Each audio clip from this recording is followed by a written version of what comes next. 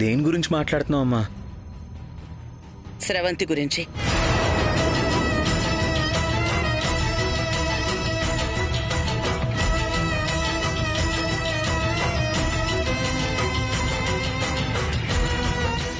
తను మా మేనకోడలే కాదు నాన్న, నీ భార్య కూడా. ఈ విషయం గురించి ఊరంతా తెలిసింది. కానీ ఇంకా నువ్వే ఎందుకు తెలుసుకోలేకపోతున్నావు? ఎందుకు స్రవంతిని భార్యగా అంగీకరించలేకపోతున్నావు?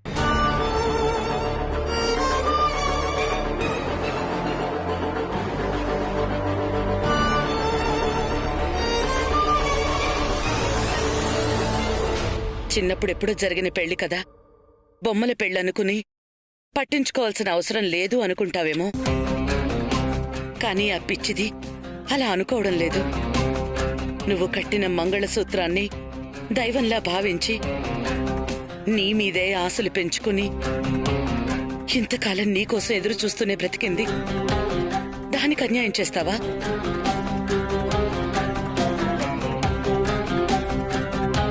అసలు స్రవంతిని చూస్తుంటే నీ కొంచెం కూడా జాలి కలగడం లేదా? అయ్యో పాపం అనిపించటం లేదా?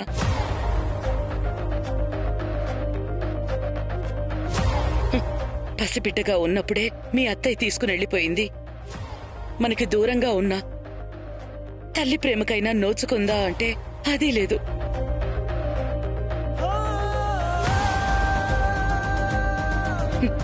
ఎక్కడో అనాథ శరణాలయంలో వదిలేసి వెళ్ళిపోతే అమ్మ ఎప్పుడొస్తుందో అని ఎంతో ఆశతో ఎదురు చూసి చూసి చివరికి మన దగ్గరికి చేరి ఇక్కడ కూడా నిరాశ ఎదురైతే ఎంత బాధపడుతుంది నాన్న.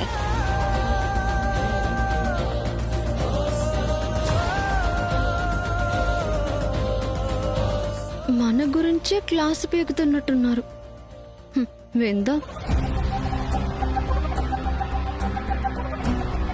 ఆ మాత్రం కూడా అర్థం చేసుకోకపోతే ఎలా నాన్న? నీ భార్యగా నీ మీద స్రవంతికి అన్ని హక్కులు ఉన్నాయి కదా. వైదేహిని ఎంత ప్రేమగా చూసుకుంటున్నావో స్రవంతిని కూడా అంతే ప్రేమగా చూసుకోవాలి కదా. నీకు ఆ బాధ్యత ఉంది కదా. నువ్వెందుకు ఇలా చేస్తున్నావు?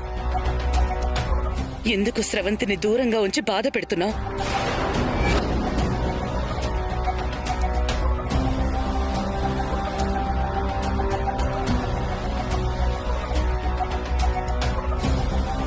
మీరైనా అర్థమయ్యేలా చెప్పండి. ఈ పరిస్థితి నేను ఊహించిందే కౌసల్య. అందుకే చిన్నప్పుడే వాళ్ల పెళ్లి జరిగిందని తెలిసినా నా కోడల్ని చేసుకుంటానని నా చెల్లెలికి మాటిచ్చిన నిర్ణయం గురువుగారికే వదిలేశాను.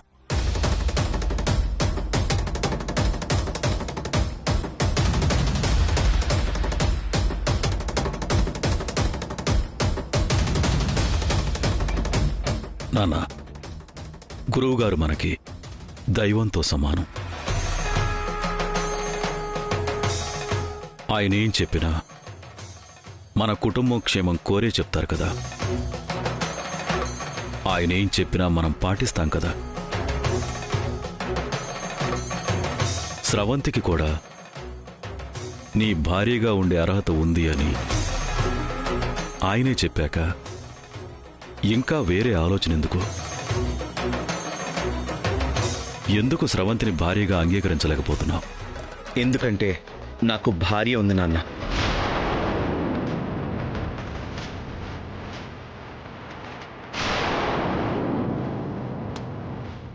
ఒకటే జీవితం, ఒకటే మనస్సు, ఒకటే భార్య. వేరొకరికి చోటివ్వలేను.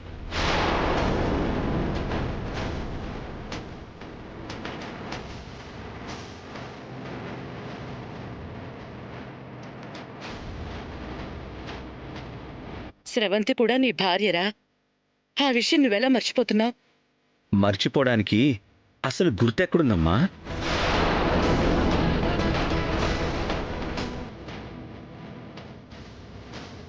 చిన్నప్పుడు ఏం జరిగిందో నాకు తెలీదు. తర్వాత దాన్నే తలుచుకుని అవకాశం గాని అవసరం గాని ఏది రాలేదు. నాకు తెలిసినంతవరకు నేనొక్కడినే. అప్పుడొచ్చింది వైదేహి నా జీవితంలోకి.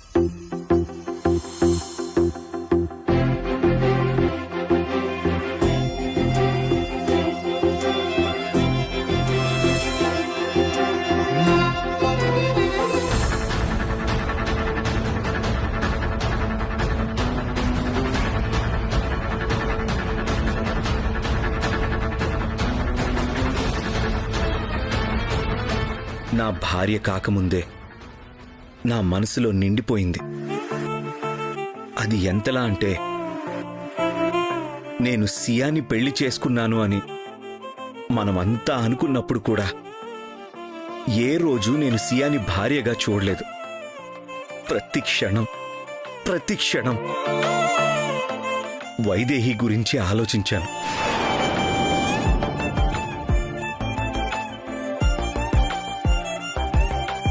అలాంటిది వైదేహికే నేను తాళి కట్టి, నేను ప్రేమించిన అమ్మాయే నాకు భార్యగా ఉందని తెలిసాక ఇప్పుడు సడన్ గా వచ్చి, ఎప్పుడో చిన్నప్పుడు పెళ్ళైంది, తనెవర్నో మీరు కూడా చూపించి తనే నీ భార్య అంటే వైదేహిని కాదు అని నేను తనకెలా చోటివ్వగలను?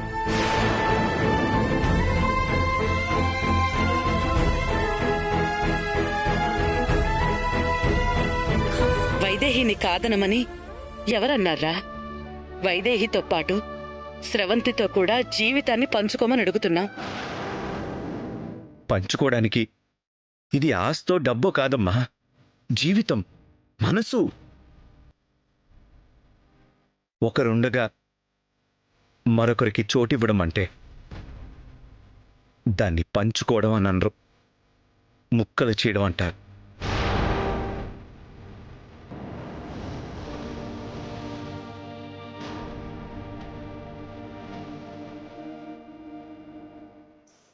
వైదేహి మాత్రమే నా భార్య.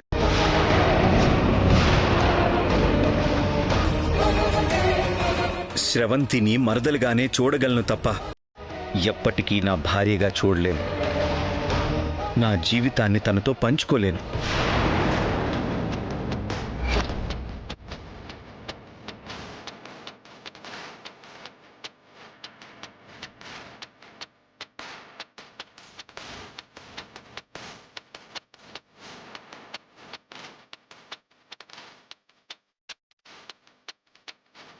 అమ్మా, నాన్న, ఈ విషయం ఎప్పటినుంచో మీకు చెప్దాం అనుకుంటున్నాను.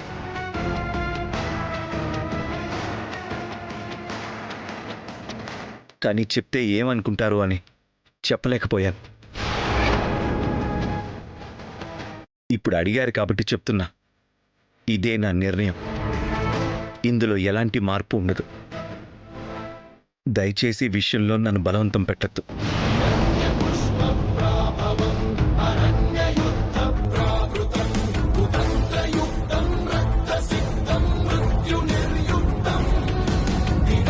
దేవాంశ్,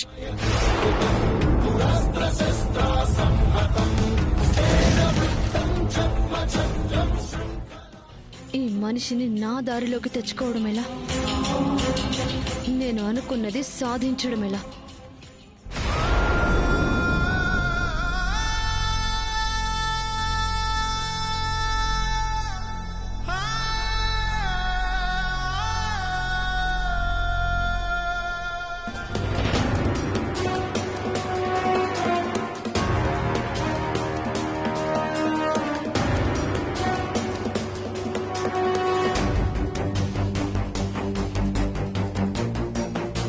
అసలు స్రవంతిని భార్యగానే అంగీకరించకపోతే స్రవంతి ద్వారా వారసుల్ని పొందాలన్నా ఆ కోరిక ఎలా తీరుతుంది? ఎలా ఒప్పించాలి వీణ్ణి?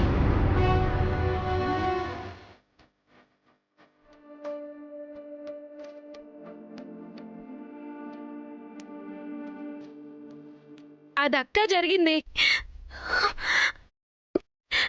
తమ్ముడు అవునా నిజంగా అలా అన్నారా?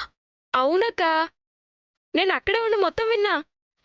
నువ్వు తప్ప ఇంకెవ్వరు అక్కర్లేదని అత్తయ్య మావయ్య మొహం మీదే ఖచ్చితంగా చెప్పేశారు. నువ్వంటే బావకు అంత ప్రేమ.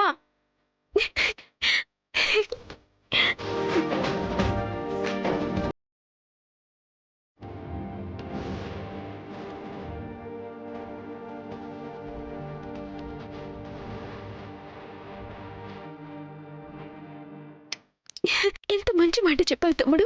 లేదంటే నిజం తెలియక పిచ్చికి పోయిండేది.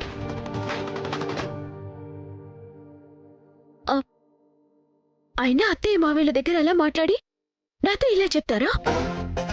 ఆయన సంగతి చెప్తారండి తమ్ముడు. అక్క పాపం వదిలే అక్క, బావనేమి అనద్దు. ఏదో సరదాగా ఆట పట్టిద్దామని అలా చెప్పుంటారు.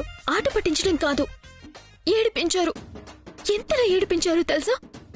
మళ్ళీ ఇంకెప్పుడు ఇలా చేయకుండా మంచి డోస్ ఇస్తాను. నువ్వు వెళ్ళు తమ్ముడు. అక్క అక్క అక్క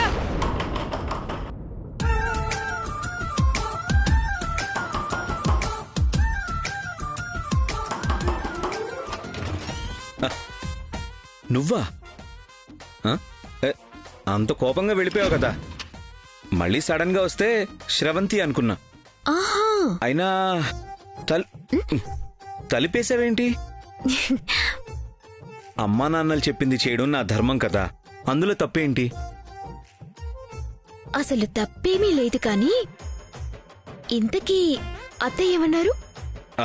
ఏమంటారు? చెప్పాను కదా, శ్రవంతిని కూడా భారీగా స్వీకరించమన్నారు. అలాగా? మరి దానికి మీరేమన్నారు? ఇదిగో నువ్వు అక్కడే ఉండి మాట్లాడు, దగ్గరకు రాకు. సమస్యని సామరస్యంగా పరిష్కరించుకోవాలి. అవునా? సరే చెప్పండి, మీరేమన్నారు? అది కూడా చెప్పాను కదా. ఆహా, అమ్మా నాన్నల మాట కాదనలేక సరే అన్నాను. సరే అన్నారా? సరే అన్నారా? సరే అని అంట. సరే అన్నారా? చెప్పండి, సరే అన్నారా? సరే అన్నారా? సరే అన్నారా? ఆగు వైదేహి, వదులు వదులు. అబ్బా మిమ్మల్ని అమ్మా.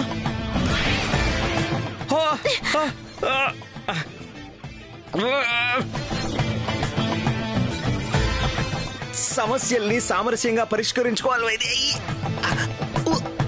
అయినా అమ్మా నాన్నల మాట వినాలని అలా అన్ని నువ్వే అంటావు కదా. ఇది వదులు వైదేహి. వైదేహి చంపేస్తావా నిన్ను?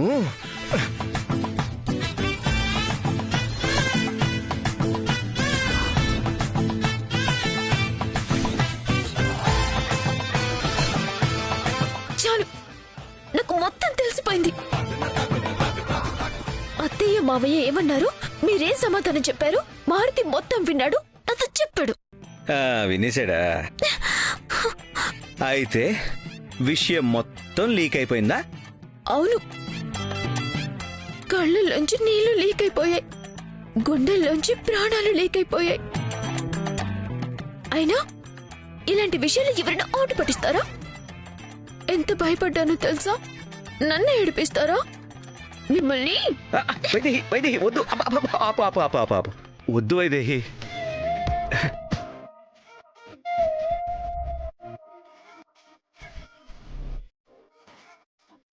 నిజం కాదని తెలిసిపోయింది కదా, ఇంకెందుకు కోపం? తెలిసింది కానీ ఇంకా గుండెల్లో దడ తగ్గలేదు. చూడండి, అంతగా భయం వేసింది. ఇంకెప్పుడు సరదా కూడా ఇలా మాట్లాడకండి. వైదేహి ఏంటిది? ఏదో ఆట పట్టించడానికి అన్నాను, సీరియస్గా తీసుకుంటావేంటి? సరే, ఒకవేళ నేను అన్నానే అనుకో, నువ్వు నమ్మేస్తావా? నీకు తప్ప ఈ గుండెల్లో వేరొకరికి చోటు ఉండదన్న సంగతి నీకు తెలీదా? చెప్పు.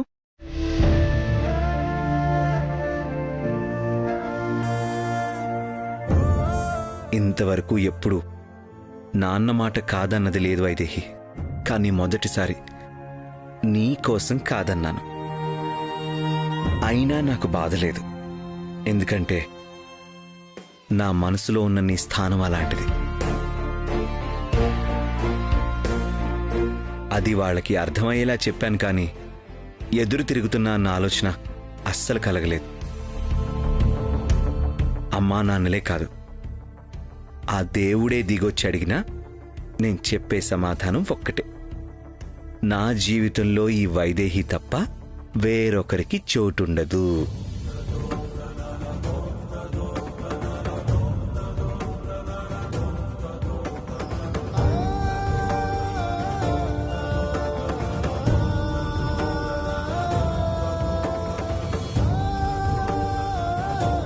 మీరేంటో, నా మీద మీకున్న ప్రేమేంటో తెలిసి కూడా పొరపాటు పడ్డానండి.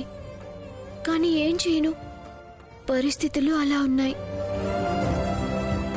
పరిస్థితులు ఎలా ఉంటే ఏంటి వైదేహి? మన బంధం మారిపోతుందా? మన మధ్య ప్రేమ చెరిగిపోతుందా? లేదు కదా. ఏ పరిస్థితుల్లోనూ మన మధ్యకి ఎవ్వరూ రాలేరు. అది నమ్ము చాలు.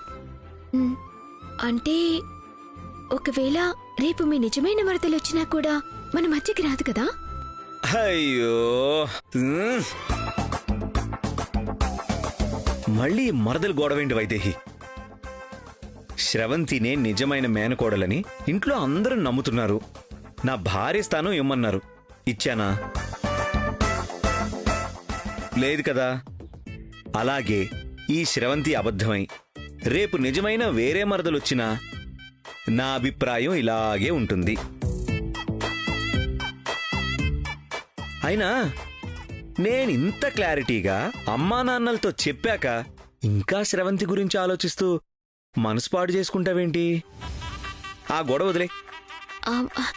అది కాదండి.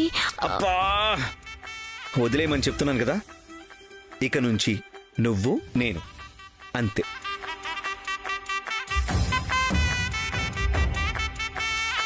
అసలు శ్రవంతి ఎవరు? తను నిజమా అబద్ధమా ఇవన్నీ ఏమీ వద్దు. అర్థమైందా? స్మైల్, నవ్వు. That's my Vaidehi.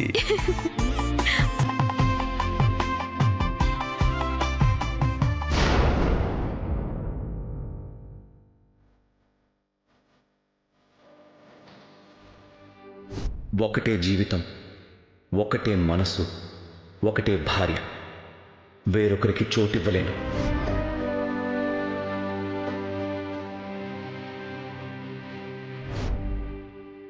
వైదేహి కాదు అని నేను తనకెలా చోటివ్వగలను?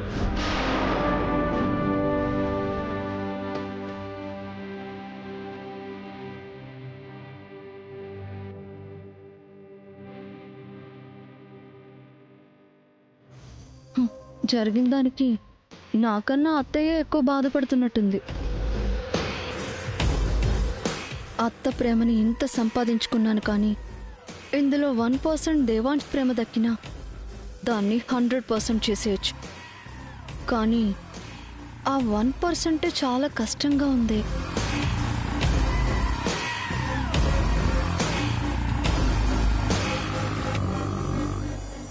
అత్తయ్య, ఇప్పుడు ఏమైందని ఇంతలా బాధపడిపోతున్నారు?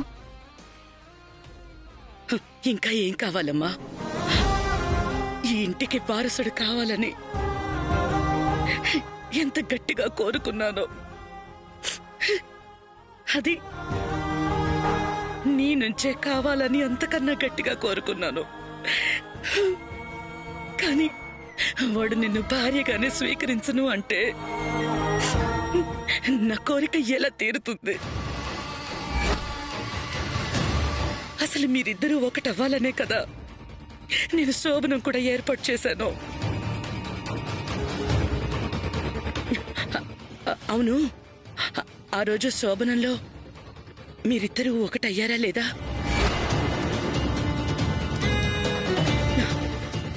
ఆ రోజు నిజమే చెప్పావా నాకు? అమ్మయ్యా, అసలు మ్యాటర్కి వచ్చింది.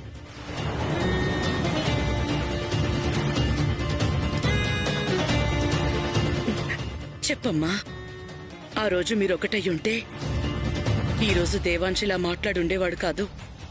అసలు ఏం జరిగిందమ్మా?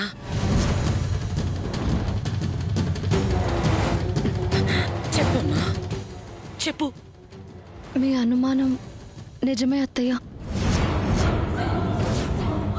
ఆ రోజు కూడా మేమిద్దరం బావ మరదళ్ళుగా ఉన్నామే తప్ప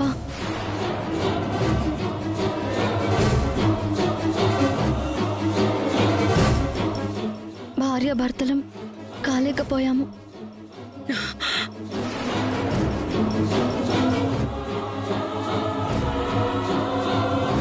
అప్పుడు ఈ విషయం చెప్తే మీరంతా బాధపడతారని చెప్పలేదు అత్తయ్య.